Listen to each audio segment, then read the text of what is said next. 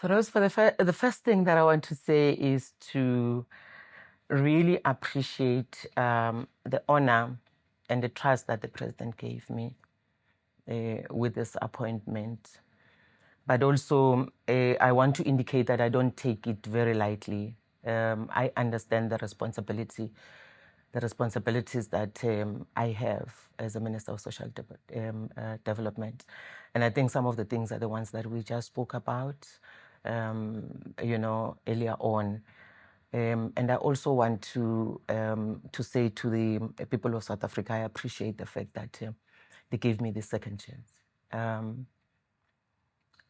And the support that I got from many South Africans and from my own party, my own organization, and other parties.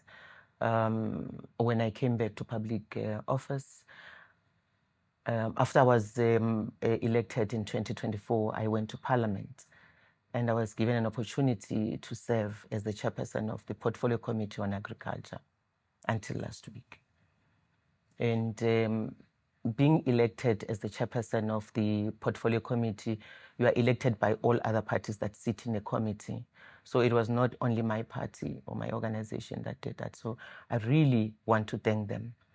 But I also want to thank the people that I worked with as a chairperson of the Portfolio Committee, all the colleagues in Parliament that gave me support as a chairperson, who also gave me thumbs up and appreciated and congratulated me and encouraged me that now in this office where I am, if I continue in the trajectory and the manner in which we worked when I was chairing the Portfolio Committee on Agriculture, that I will be going towards the right direction.